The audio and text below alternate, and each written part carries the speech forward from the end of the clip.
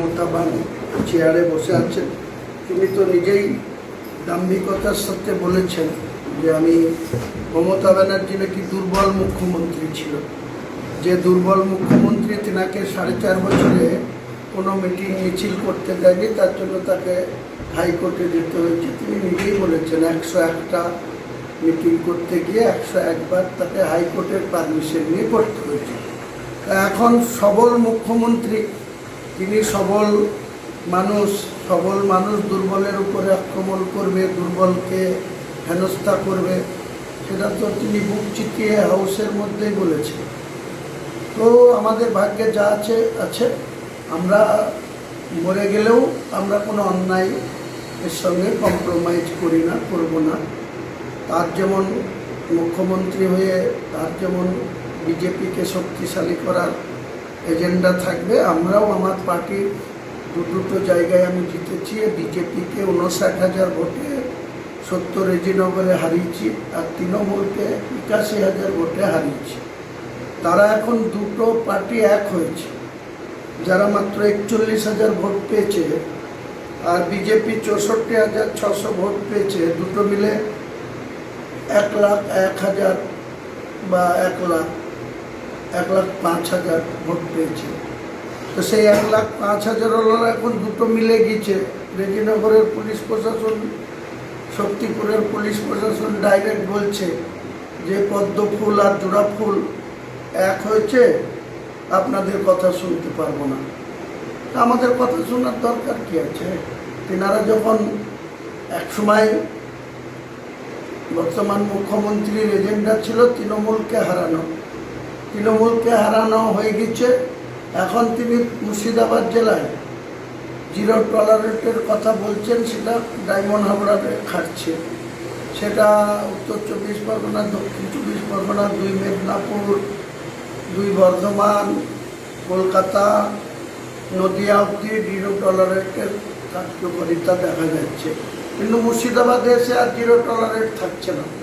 এখানে যারা উশৃঙ্খল করতো, যারা পুলিশ নিয়ে ক্ষমতা দেখাতো, যারা লুট করতো, যারা মাটি কাটতো, শক্তিপুরের ওসি অতুল্য দাস ফেব্রুয়ারি মাস থেকে মার্চ মাস পুরো 2 মাসে মাটি কেটে একটা ওসি যে আইন শৃঙ্খলা দেখার যার ডিউটি, সেই আইন শৃঙ্খলা দেখার বাদ দিয়ে তিনি নির্বিচারে মাটি কেটে ট্র্যাক্টরে করে 70 লাখ টাকার মাটি বিক্রি করেছে। বেলারও জানে না, কোনো রয়্যালিটি জমা নাই। একটা ওসি বাগে ধান খেলে খাদাবে কে?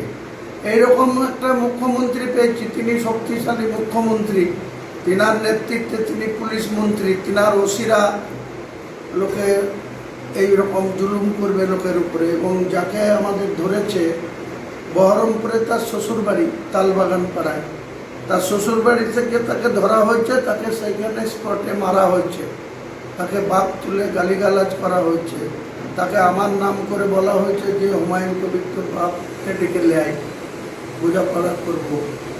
এই তো ঔদ্ধত্য দেখাচ্ছে। মানুষ বিচার করবে। মানুষ তো শেষ কথা বলে গণতন্ত্রে। কোনো শক্তিশালী মুখ্যমন্ত্রী হলেই যে সংবিধানের যা খুশি, সংবিধানের শপথ নিয়ে তিনি যা খুশি তাই করতে পারেন বলে আমার জানা নেই। আর আমি যেটা বলেছিলাম সেটা আমি এই কারণেই প্রত্যাহার করছি না। তার 2 দিন আগে আমাদের রেজিনগরে বিজেপির জেলা সভাপতি, ওখানকার তৃণমূলের গুন্ডা, মদখোর, হিরোইনখোর, গাঁজাখোর, তাদেরকে ডেকে নিয়ে গিয়ে যেখানে মসজিদ হচ্ছে সেই মসজিদের ঠিক অপোজিটে, সেখানে তাদেরকে সঙ্গে নিয়ে যে ধরনের ঔদ্ধত্য আচরণ করেছে, যেভাবে আমাকে ব্যক্তি আক্রমণ করেছে, সেই কারণে আমার কাশীপুরের মিটিং থেকে এটা বলা। আমার এটা বলা ভুল হয়েছে, যে এটুকু আমি মানছি যে আমি মুসলমানদের নিয়ে নামবো বলেছি। তো মুসলমান নিয়ে বলাটা প্রত্যাহার করছি, কিন্তু আমি আম জনতা উন্নয়ন পার্টির 2 লক্ষর উপর ভোট পেয়েছি আমি একা, 2টো সিটে। আর আমার বেলডাঙ্গার প্রার্থী সেও 47,000 ভোট পেয়েছে, হরিয়ারপাড়ার প্রার্থী সেও 68,000 ভোট পেয়েছে। আগামী দিনে আমরা এমনি এমনি কারো দয়াতে এই ভোট পাইনি। রেজিনগর, নওদা, বেলডাঙ্গা, হরিয়ারপাড়ার মানুষের সমর্থনে আমাদের প্রার্থীরা বা আমরা 2টো সিটে জিতেছি, বাকিরা কেউ 5,000 কেউ 10,000 ভোটে হেরেছে। তো আগামী দিনে আমরা রাজনীতি করতে গিয়ে যদি আমাদেরকে দমন নীতি নিয়ে যদি যে তৃণমূলকে খারাপ বলছিল বিজেপি, সেই তৃণমূলকে মুর্শিদাবাদে এখন বকলমে এনডিএর হাত শক্তিশালী করতে আবু তাহের খান, খলিলুর রহমানরা আর ইউসুফ পাঠানরা বিজেপির কেন্দ্রীয় নেতৃত্বের বাড়ি গিয়ে মিটিং করছে, তা আমাকে সাপোর্ট দেবে? তাদের মুখ্যমন্ত্রী তো এখানে তাদেরকেই সাপোর্ট দেবে, তাদেরকেই সাপোর্ট দিচ্ছে। দেখ, আমরা আইনের মাধ্যমে, জুডিশিয়ালের মাধ্যমে আইনগতভাবে তার মোকাবেলা করব, লড়ব।